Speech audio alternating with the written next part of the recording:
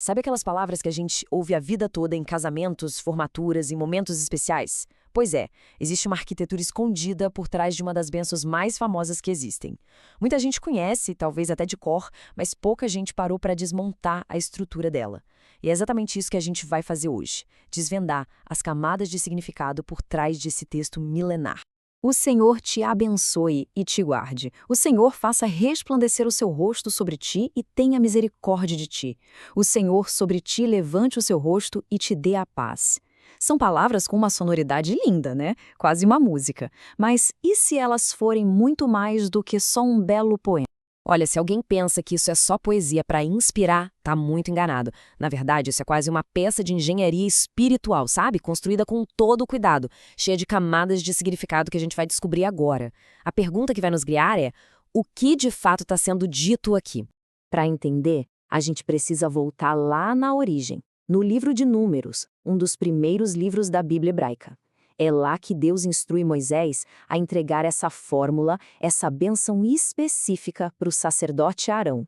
Era ele quem devia pronunciar essas palavras sobre o povo. E isso não era uma coisa qualquer, não. Virou uma parte central da adoração antiga. A bênção foi pensada para transmitir o cuidado e a proteção de Deus diante de todas as incertezas da vida. Funcionava como um lembrete, em alto e bom som, da presença dele no mundo que muitas vezes parecia bem hostil. O legal é que essa bênção é construída em três partes bem distintas. Uma vai se apoiando na outra, como se fossem os andares de um prédio. Vamos começar pela base, pelo alicerce de tudo: a promessa de proteção divina. A primeira coisa que a gente nota é que o foco aqui é bem prático, bem pé no chão.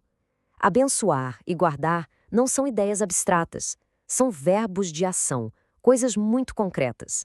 E no contexto daquela época, ter uma bênção material, ter proteção, não era visto só como sorte.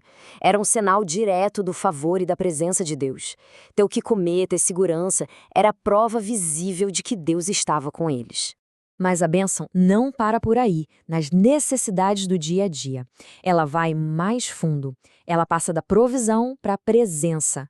A segunda camada nos leva do que é palpável para o que é relacional. E aqui a gente entra num dos conceitos mais bonitos do texto: o favor divino. Percebe como a linguagem muda? Fica muito mais pessoal, mais íntima. Agora a gente está falando do rosto de Deus. A bênção sai daquilo que Deus dá e vai para como Deus se sente. E aqui tem uma sacada genial. O texto usa uma expressão humana, que todo mundo entende, para explicar uma atitude divina. Na cultura hebraica, um rosto resplandecente era o maior sinal de felicidade e aprovação. É a imagem de um pai sorrindo com orgulho para um filho, sabe?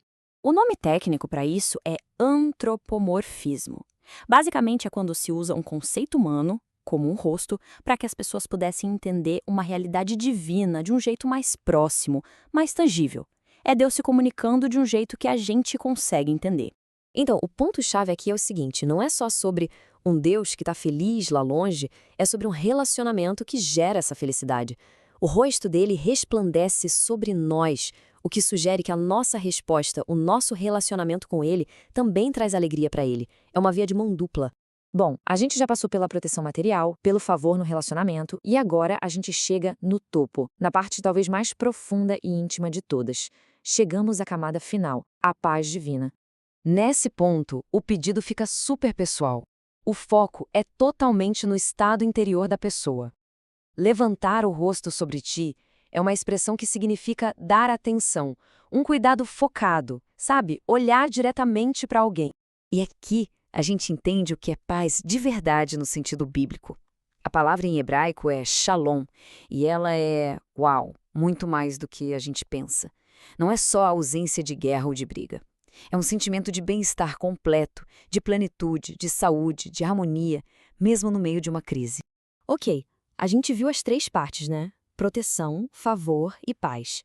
Mas é quando a gente junta tudo que a mágica acontece. Uma estrutura oculta que muitos estudiosos perceberam ao longo dos séculos finalmente aparece. E é aqui que a arquitetura fica fascinante de verdade. Olha que interessante. A palavra Senhor aparece 3 vezes. E na escrita hebraica, quando se queria dar ênfase máxima em alguma coisa, se repetia 3 vezes. E aqui, essa repetição pode apontar para algo ainda mais profundo. Muitos teólogos olham para isso e veem, na verdade, um rascunho, uma sombra da trindade cristã. A primeira linha, que fala de prover e proteger, reflete o Pai.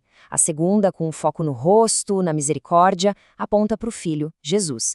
E a terceira, que fala da paz que vem de dentro, tem tudo a ver com a ação do Espírito Santo. E essa ideia da Trindade se amarra com outra mudança incrível que acontece do Antigo para o Novo Testamento.